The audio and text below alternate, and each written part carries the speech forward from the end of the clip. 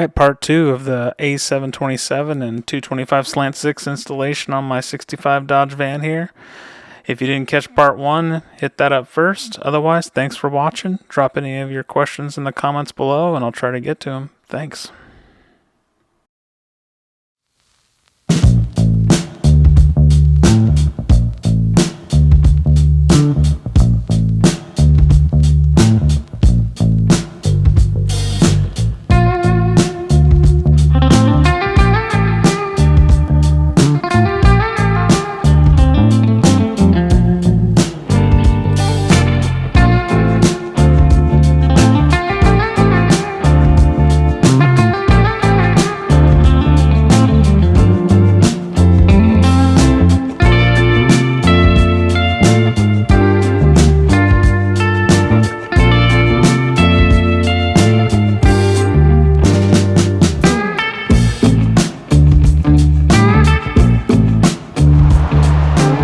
Okay, well,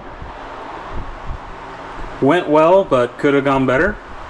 Only because I had the motor mounts on, and I thought I'd be able to just stab those guys right in the hole, but that was not the case. I had to, that side over the driver's side wanted to go in first, so that got sent in. But I had to take this motor mount off and let the whole thing kind of slide down into it, and then bolt the motor mount back up to the block. I mean the mount and the bracket.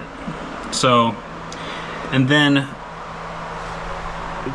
the hanger itself, it wanted to keep dropping the rear end, so my alignment kept getting messed up. So I had to throw in one of these little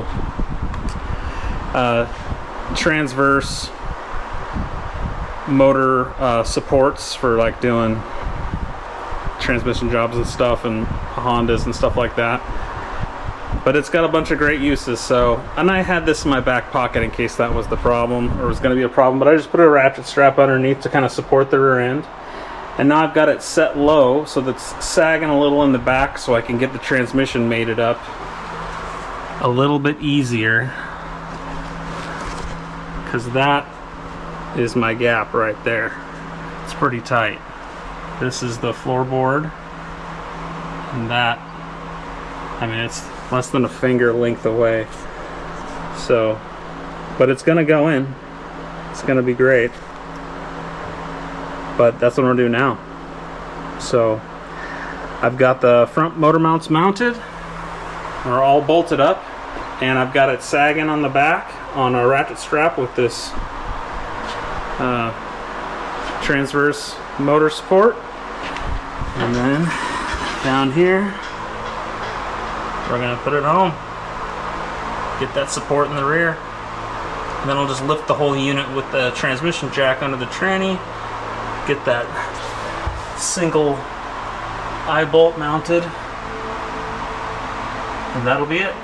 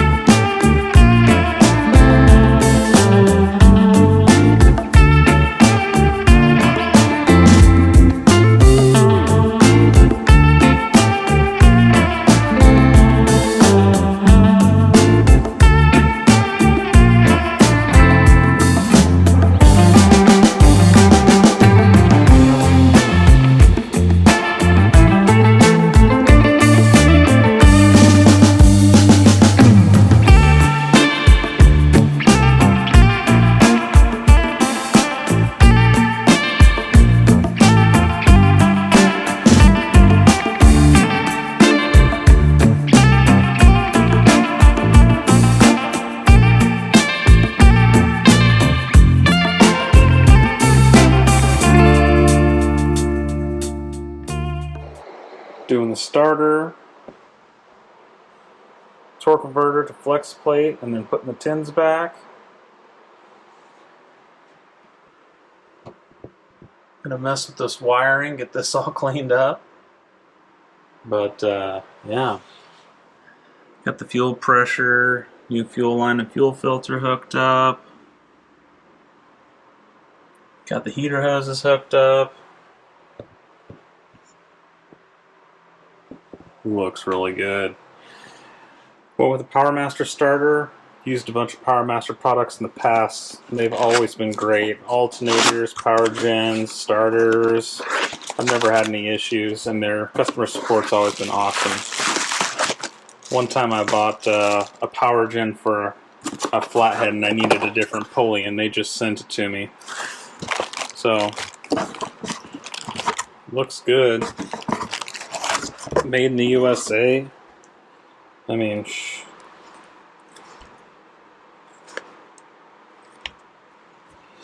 yeah, this is for the Slant 6. There's your information. Got it from Summit Racing. So we're putting this in. Alright, it's all in. It is all in. Everything went pretty well. I got it wired up.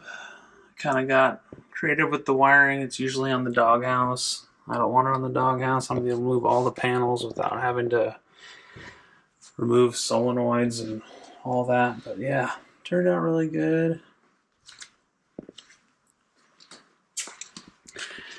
Now I got to get that doghouse, at least the front portion of the doghouse done so I can mount the radiator, hook up the radiator hoses, and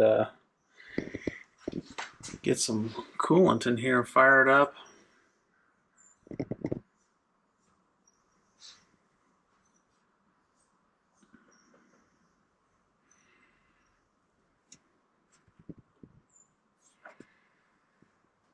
And everything turned out sweet. Stoked.